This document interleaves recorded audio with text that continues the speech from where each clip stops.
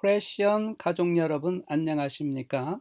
선교적 삶을 위한 성경 묵상 요나서 1장 2절에서 3절 말씀에 근거해서 열방을 위한 우리의 부르심에 대해서 생각해 보도록 하겠습니다.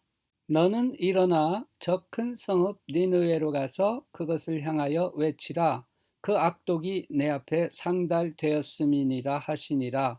그러나 요나가 여호와의 얼굴을 피하려고 일어나 타시스로 도망하려 하여 욥바로 내려갔더니 마침 타시스로 가는 배를 만난지라.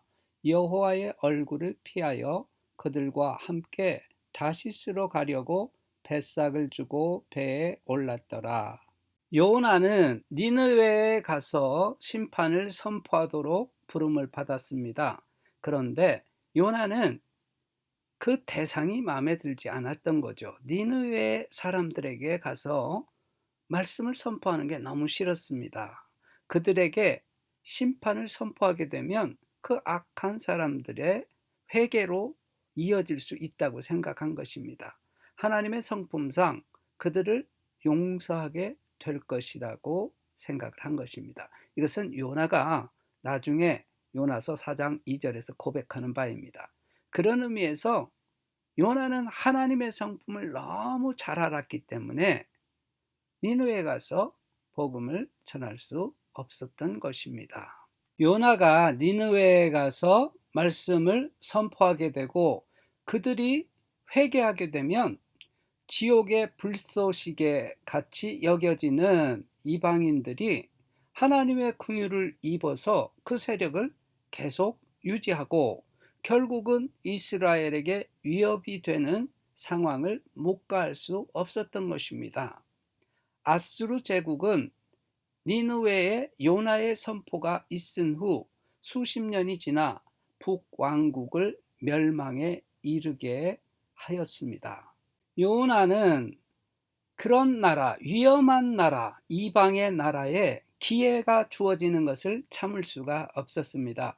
그리하여 당시 땅끝으로 여겨진 스페인으로 도망치기로 했던 것입니다. 땅끝에 하나님의 말씀을 들고 간 것이 아니라 적국의 말씀을 선포하는 것을 피하기 위하여 땅끝으로 도망쳐 간 것입니다.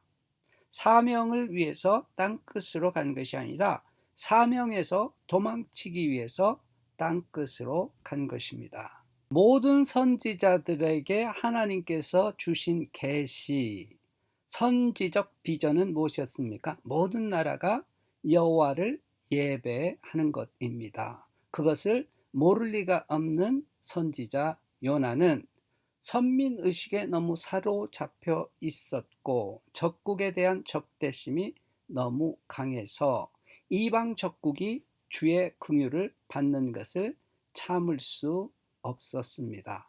요나서를 보면 니느웨 백성은 하나님의 말씀에 적극적으로 반응한 반면 선지자는 더디게 겨우겨우 반응하는 것을 볼 수 있습니다.